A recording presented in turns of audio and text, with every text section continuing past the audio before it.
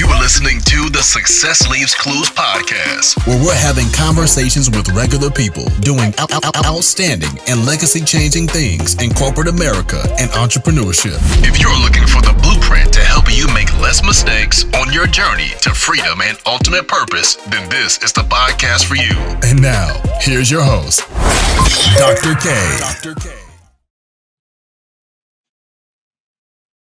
Hey, I got with me today Kyle Stanley, multi-million-dollar business in short-term rentals.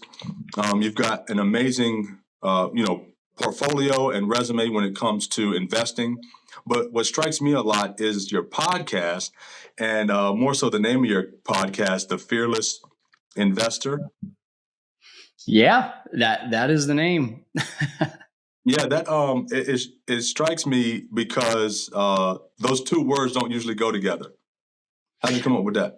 Yeah, that's a good question, Dr. K. So there's no such thing as being fearless, right? But it gets you thinking, right? Like the first thing you think of is like, how do you become a fearless investor? Well, there's no such thing. Everything that we do is driven by either fear or pleasure, right? We're either thinking about, well, I don't want to be in this situation, or I badly want to be in this situation. And so I think one of my favorite quotes is, pain will push you until vision pulls you.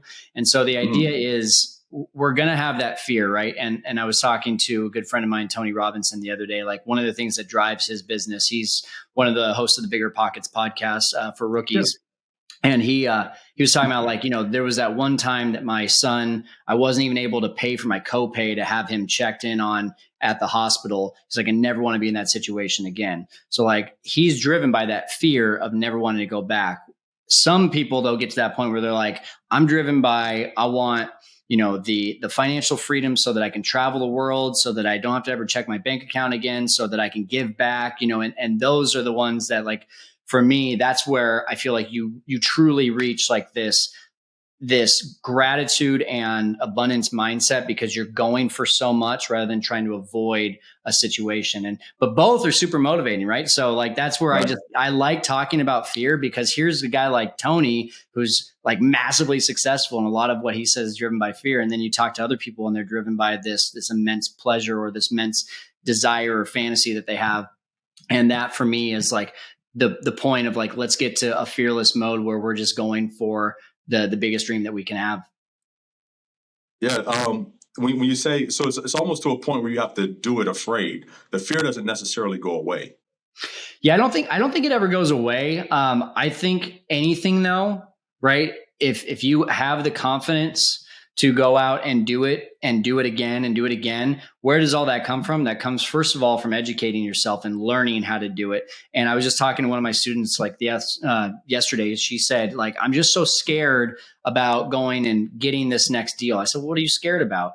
And she's like, well, it's a lot of money. I was like, well, how much are you going to make from it? She's like, I don't know. I'm like, that's why you're scared. You don't have the knowledge. Like, all you got to do is go do the deal analysis and see what you're going to make. What if the deal is going to double your ROI? Are you going to be scared then? She's like, no. I'm like, well, yeah, that's all you got to do. So to me, it's the education, right? Like, the more that we can educate ourselves, the more that we feel comfortable taking that first step. And once we take that first step and we get results, now we can do it again and again with much more confidence. And then, like, still today, I still have deals that I do where I'm like, hey, this is kind of scary. Like, I'm a little worried about this one, but I'm not nearly as worried as I was when I had 0 deals under my belt. So I think the education and the action trumps just about any of the fear. Yeah, so it's a fear of the unknown, and information helps kind of add some clarity and help remove some of that fear. Yeah, and even more so, I'm not even sure that the education is the clarity, right? It's the first step to clarity, but the action really brings the clarity, because then when you take action, you're either going to get results or you're not going to get results. So you either get clarity that you're doing the right thing, or you get clarity that you need to make some adjustments. Yeah, that's a good point. What was maybe your first time moving out of fear? Because I know you had to be stuck at some point. Moving out of, well, I can tell you a lot of times I was scared. When you say moving out of fear, tell me a little bit more what you mean. So, I mean, a time when you didn't have the right information. So fear was holding you back. Yeah, for sure. You've got many deals under your belt now, but you had Yeah. that first deal Yeah. that maybe has some hesitation.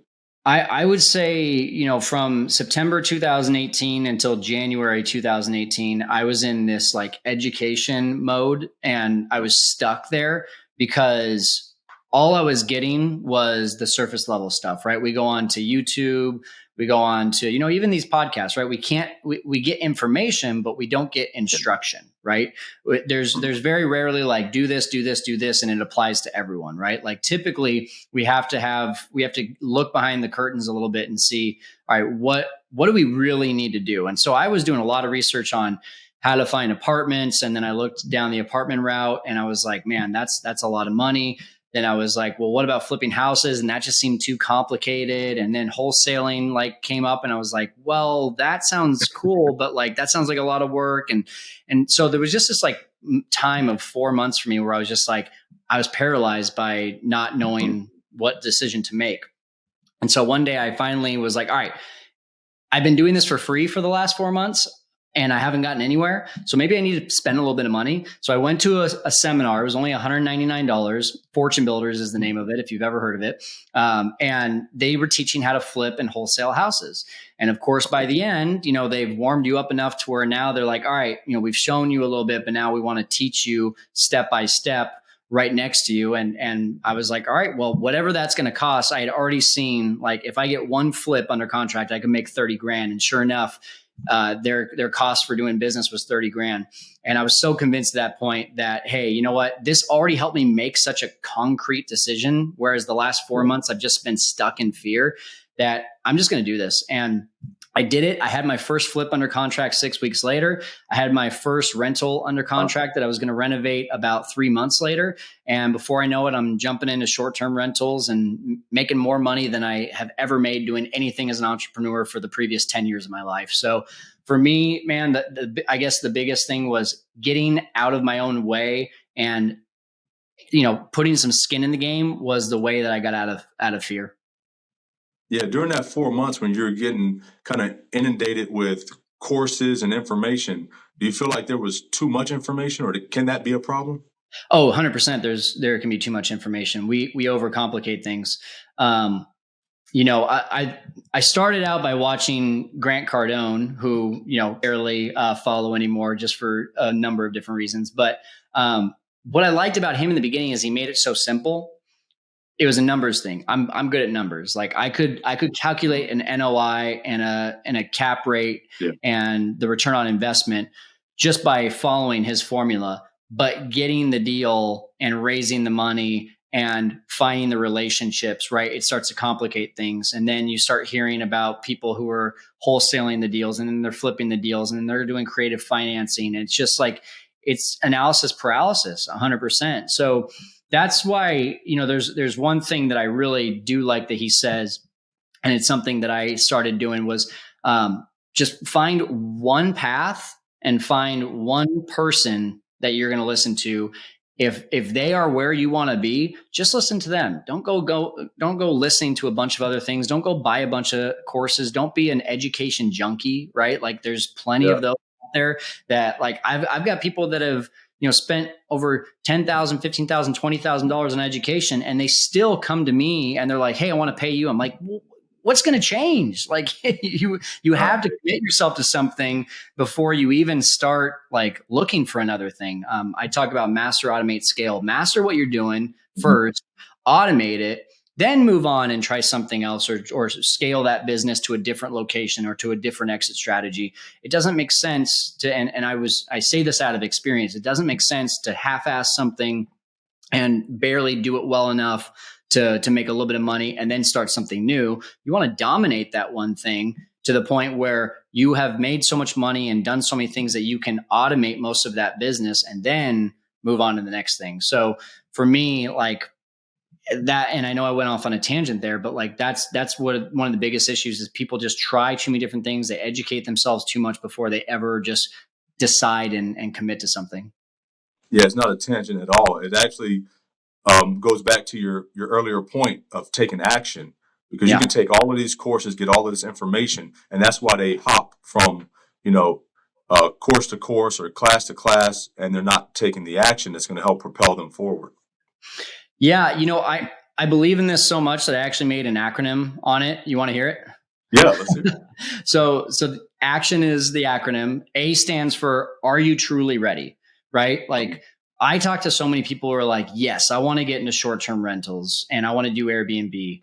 And I'm like, great. Why do you want to do it? Oh, I want passive income. Okay. Why do you want passive income? Because I just want to make more money. You're not ready. Like, you haven't decided why you really wanted to do this. Now, if you come to me and you tell me, hey, I hate my job. I never see my kids. I barely get to put food on the table. I need to change something and I'm ready to change something. And if nothing changes, then nothing changes. Like, this is it. Great. You're ready. Like, you've again, like, fear will push you until vision pulls you. Fear has pushed you so much. You're now at that place where you're so fed up with your current situation. You have to make a change. You're ready. So that's the A. The C is create the cases. We get scared, right? We say, okay, I'm going to do this. And then I get that first deal. And then it's like, I'm scared. What if I lose money? What if I don't do this right? What if the house burns down? Like, what if? Yeah, let's do that. Let's create a case. So what's the worst case scenario and what's the best case scenario? Worst case scenario. All right. So the way that I do business through the rental arbitrage model, and also through managing for other people on their Airbnb, rental arbitrage is essentially I rent it from an owner and then I sublease it on Airbnb. So what's the worst case scenario on that? Worst case is that I rent it and I spend all this money on furniture and I spend a security deposit and the place doesn't rent. Right? I don't do a good job. I'm not making any money. What's the worst case scenario? I spend about $10,000 on furniture. I spend about $3,000 on a security deposit. And now I'm paying every month rent at, call it $2,000 a month. So if it's not working, what could I do? Well, I've already been given permission by the landlord to sublease this out. So I could put a different renter in there. I call it $2,200 a month. And now I'm making $200 of cash flow. And sure, I spent a bunch of money on furniture, but it was only $10,000. Can you live with that worst case scenario? Can you, actually think about that and say, okay, yeah, if I drop $10,000 and I'm not cash flowing anything, or maybe even worse, I'm losing money, I think I can live with that scenario. All right, great. Now, what if you can create this business into something that makes you $10,000, $20,000, $30,000, $50,000, $100,000 a month, and you automate it to the point where your team is taking care of it for you, so you don't have to be working in your business, just like me putting in 3 to 5 hours a week. How does that sound? Yeah. That sounds pretty exciting. Risk is not very high. Reward is really high. Okay. So that's where now we've created these cases. Now we can decide, okay, let's take action. Let's do this. The T is just try it. All right. You've decided you're ready to do it. You've created the cases. You're okay with them. Now just dip your toe in. Let's try one deal. We don't have to get 100 at once. We don't have to get even the biggest house. Go get a 1-bedroom, 1-bath and just see if this thing works. Just try it. You love it. Now, what's that? I said proof of concept. Exactly. Yeah. And so you get that proof of concept. And now all it takes, and we've already talked about it, is just by keeping your eye on the ball. So ION equals eye on the ball. So if you can just keep your eye on that prize and just put your head down and do it again and again and again and again. That's exactly what I did for 3 years. We went from 0 to 65 properties after getting that proof of concept on one property. And that's taken me to where I'm at now. And so, I love that acronym just for the fact that it should help you to be able to make decisions a lot quicker. I do too. And I know a lot of acronyms. I do IT for a living and I work for the government. So there's full of acronyms and that's got to be up there with the best I've heard. Cool. Well, I took a little bit of time to think about it. The eye on the prize is kind of corny, but hey, it works. Absolutely. So, you also have a course, so you kind of alluded to some of your students, but what is your course and what does it do? Yeah, I mean, everything is it's just a business in a box. Like literally you can create a 6-figure business with short-term rentals with this course in under 12 months. And we have students that have literally done $1 million in under 7 months of gross income on Airbnb. And then we have other students that are pretty typical that will do 100 to 300,000 in their first year on Airbnb. And And for me, it just has everything that you could think of to find the deals, to evaluate them, to figure out where you're going to start your market, to setting up that short-term rental, automating the process, getting 5-star reviews for your guests so that you can repeat guests, and get that repeat business. And then just scaling and getting more and more and more properties. And so one of the biggest things, and we didn't really talk about this at all, but with my model, I don't own the 65 properties that I mentioned. I own about 8 of them. The rest of them are all other people's properties. I'm glad you mentioned that. That was going to be a question. I didn't know if how much capital we have to start to accumulate, before we can get into these properties. And that was the big thing for me. Like the first property that I got was one that I owned, and then I made 2.5 times as much as a short-term rental as I would have as a long-term rental. And so I was like, well, how do I do that again? But I don't have $100K to go buy another house, Right. But I did have 10 to 15K to go get a 1-bedroom, 1-bath here in Fresno, California, and start renting it out and making a spread. So I put in $7,000 on my first arbitrage property, and was making $800 to $1,000 a month. So I was getting close to a 200% ROI on doing that. And so that's the model that we follow. That's the model that we teach. And, there's a lot that goes into that. The biggest question that we have is, how do I convince a landlord? Right. And so we're showing you how to be able to position yourself as a much better option for landlords, as a short-term manager at the property rather than them renting it out to a long-term tenant. So those are along the lines of what we teach in our course. It's called the Short-Term Rental Kickstart course. All right. It sounds like a lot of good information. You touched on some of the stuff that I had kind of stirring around in my mind, and that's why would a landlord want to rent to you as a business as opposed to just a traditional tenant? And I think you somewhat answered that, because you're going to teach your students how to position themselves and how to present that to the owner in a way that they would want to partner or allow that to happen. Exactly. I mean, just to like kind of do a 500-foot overview of this. When you think about being a landlord, you think about all of the issues that landlords go through, right? They get that call at 11 p.m. at night, the AC's out, and they got to deal with something. They the tenant clogged the toilet and they got to call their handyman. Hey, my job, or, I had an injury and I had to go to the hospital. I got a bill. And so I'm going to be a little bit late on rent this month, right? All these things start to pile up, especially here in California. We've got squatters, that's a big issue for us. I own 3 long-term rentals. One of my 3 I had a squatter for over a year. All right. I have 65 short-term rentals. I've never had a squatter in a short-term rental. So I can use these stories like this when I can show them these are all the benefits of renting to me or having me manage it for you as a short-term rental versus you doing it as a long-term rental. A lot of other ways, you're making sure the condition of the home is a lot better. If I have cleaners and my team going in there 3 to 4 times a week, that's a lot better than you waiting 2 years after a lease starts to see the house, a year or 2 later. Right. We just actually took over one for an owner who for 15 years, he was renting this thing out, and he's a teacher, not making a lot of money. Yeah. When he got the house back, he had to do over $25,000 of renovations because this tenant that lived there for 15 years just, they didn't treat it like their own house. They treated it like a rental. So those are just the things that are not happening in our short-term rentals. And oh, by the way, if they do happen, the great thing is we have extra insurance. We have typically the OTA, which is like Airbnb or VRBO, has their own set of policies as well to help pay for damages. So we're just protected in a lot more ways. So for that reason, we are a much better choice than a long-term tenant. Yeah, a lot of those headaches that the landlord is trying to avoid, wouldn't that be the same thing that you are trying to avoid? So you want to automate your business, right? So how do you deal with those maintenance issues and things of that nature? Yeah, I mean, it's pretty easy. When you think about it, if you're going to a hotel, right, and you see the house isn't clean, what do? You call the front desk. Yep. Front desk tells you we'll send our cleaner back. Okay, so we're going to do the same thing in an Airbnb. They show up. Hey, there's no hot water. What do? They call the front desk. They send up a maintenance man. Okay. They call us. We're sending our maintenance man, right? We're doing the same. We're operating this like a hotel. This is, a lot of people say, oh, Airbnb is the best real estate exit strategy. It's not a real estate exit strategy. It's hospitality that's done in real estate. We just happen to get lumped in with real estate investors because typically real estate investors are the most interested in doing this because they're tired of $100, $200, $300 of cash flow. They want $1,300, $1,500, $2,000 of cash flow. And that's what a short-term rental in the right place can do for them.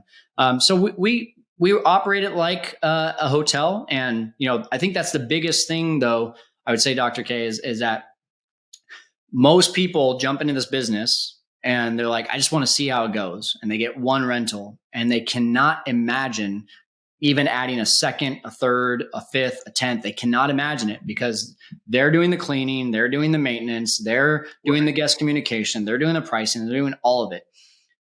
Does it make sense to maybe do that once or twice? Yeah, it does. So you can kind of feel that, but it makes a lot more sense to outsource that stuff right away, work it into your numbers so that you can make sure you're still making money.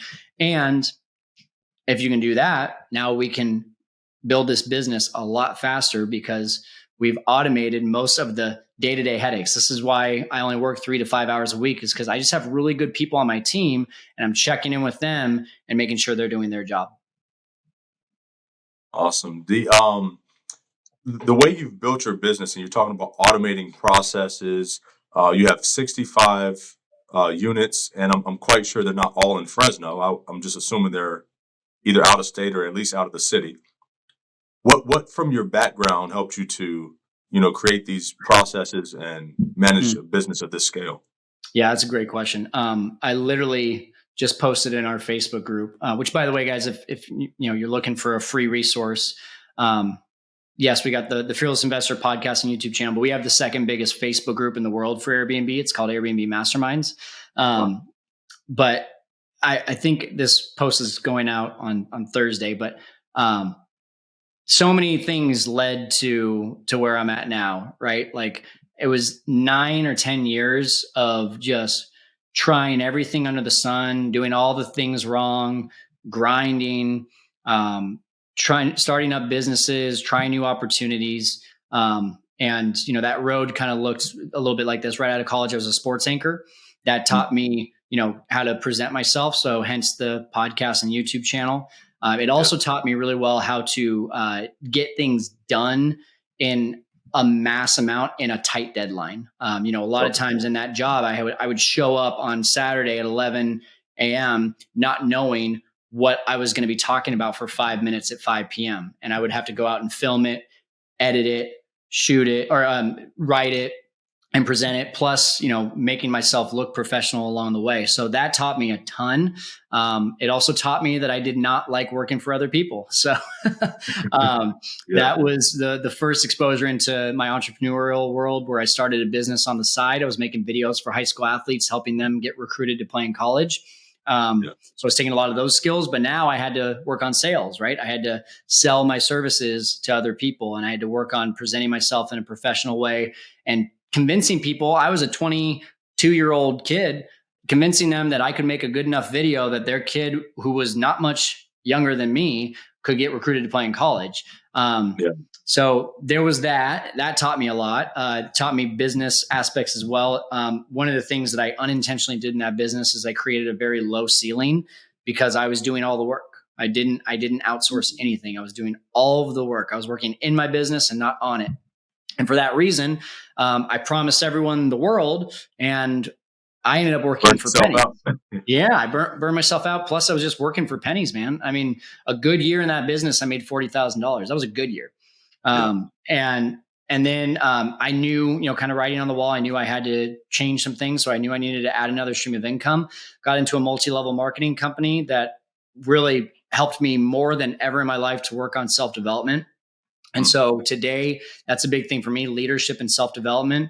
It's one of the reasons why I think I have such a loyal team, is because I worked more on myself to be a person of influence, to be a leader that would attract other people, and not just someone that could say, hey, you know what, I'm going to pay you this amount. You either take it or leave it. Like that's not a good way of building a business. It's not a good way of leadership and bringing in loyalty. So I learned more about myself and more about leadership in that role than anything else. And so tried a few other things along the way, but long story short, with all of that combined, when I learned about flipping houses, I was literally sitting there at this this seminar, and I was like, wow, this is what God's been prepping me to do for the last 9 years. Like all these little things that have felt like failures have actually just been honing my skills so that when this opportunity came, it was like, ding, ding, ding. I've given you this exact opportunity and honed all these skills just for you.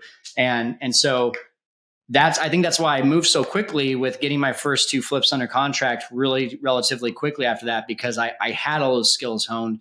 And then the pivot over to short-term rentals just made sense because there was a need in my market. And I was the only one that was doing Airbnb at any sort of scale. I think I was the only one in my market that had more than 3 listings on Airbnb. So naturally, everyone's like, I don't want to learn it. I want you to do it. And boom, this opportunity presented itself. So it is true what they say. Like, Tony Robbins says it, you practice in private what you get praised for in public. Right.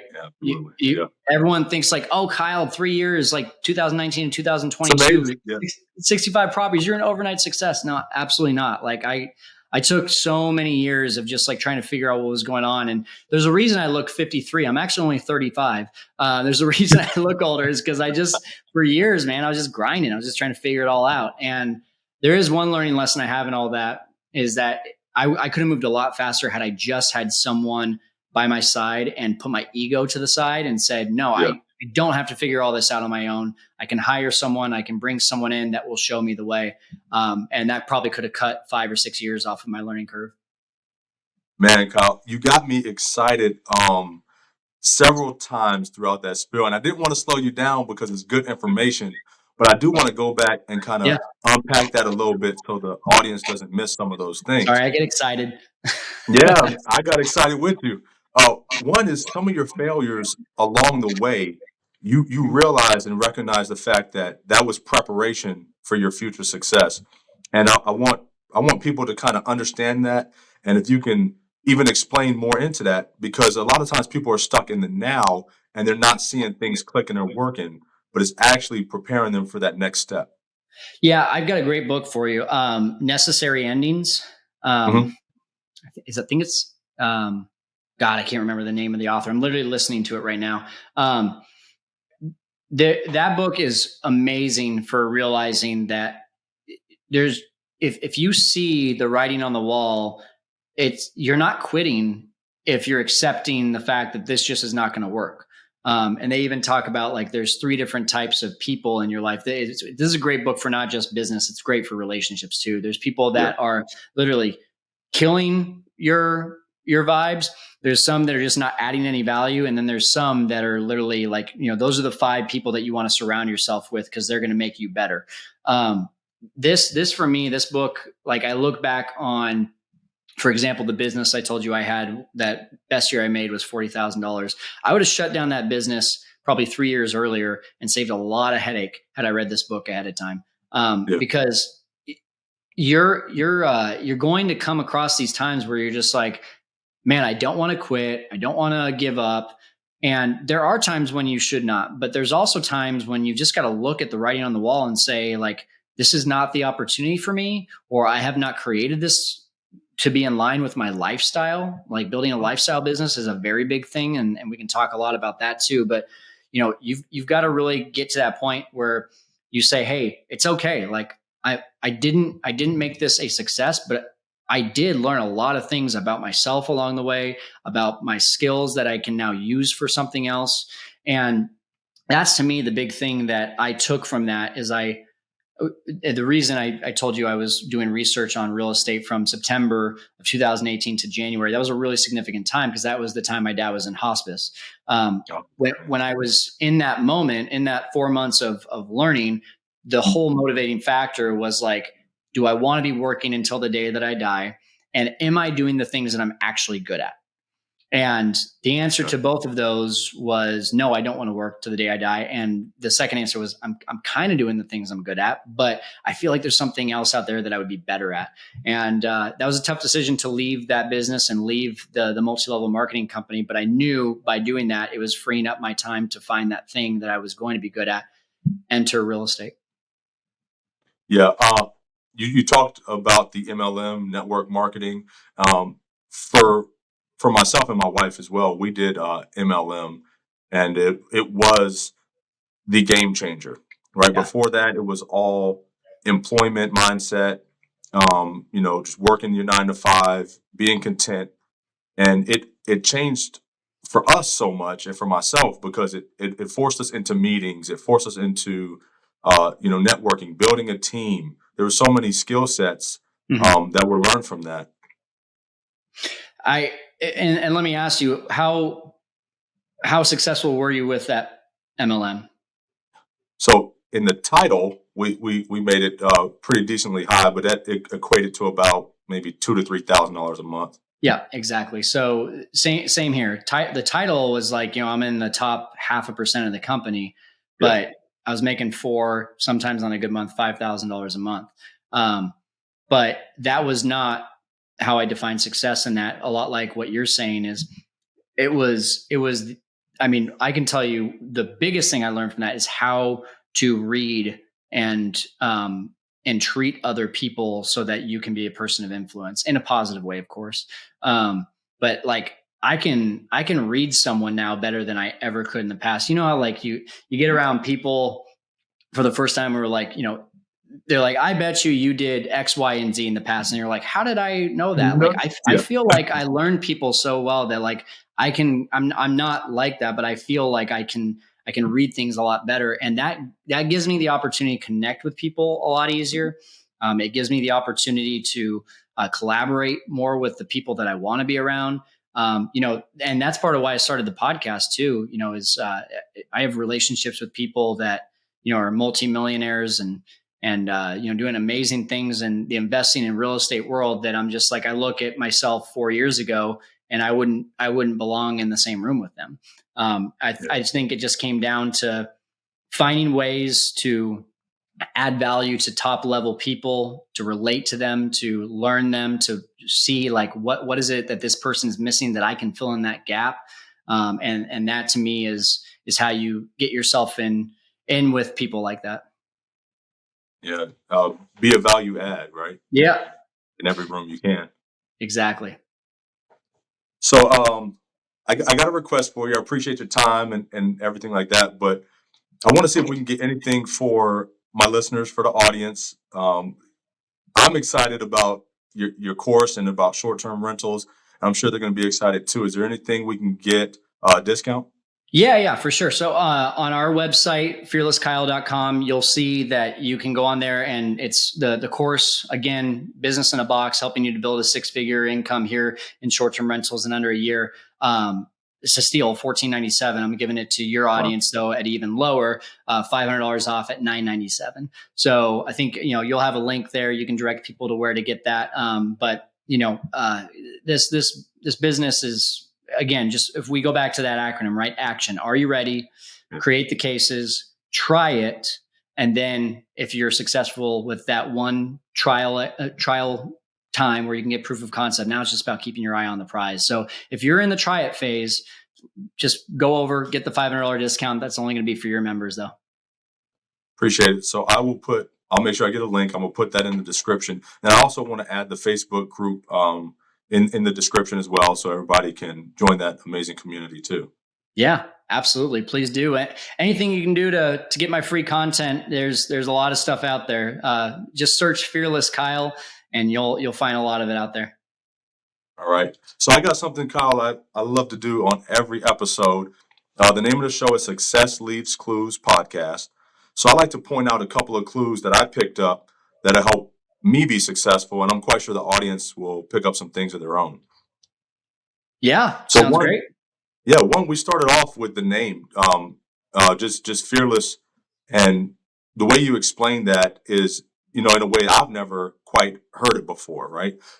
We talk about overcoming fear, but you're talking about just moving forward with that fear and getting the right information. I think that's what's helped you be successful, and that's a major clue to pick up.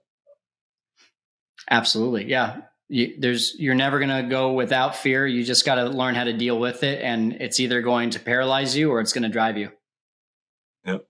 But in that same breath, there's also a thing of too much information. And so I think it's good to find a mentor, take the right course, and it just so happens you have the perfect course, for myself and for the audience. So Kyle, if they can take your course and just be in the right place to build the correct business and get to the place that they want to be, I think that's another, good takeaway.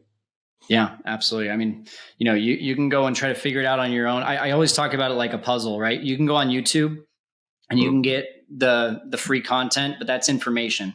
That's looking at 1,000 puzzle pieces out on a table and seeing the final picture and being like, okay, now I got to put all these puzzle pieces together. But when you get a course, now you have the instruction of find this piece, put it here, find this piece, put it here. How much quicker do you think you get that puzzle done if you had someone showing you piece by piece where to put it versus you having to try to figure that out on your own? That's exactly why you invest in education. You're absolutely right. So I think it's all about, success loves speed. So if you can take a course or have a mentor that can help you get there quicker, I think that's what you want. Absolutely. No doubt about it. Yeah. So I want to remind everybody out there, if you can dream it, you can achieve it. Until next time. Thank you for listening to another episode of the Success Leaves Clues podcast. Be sure to follow Dr. K on Instagram at Dr. K Washington or the podcast page at Success Leaves Clues Podcast. We'll see you here next time.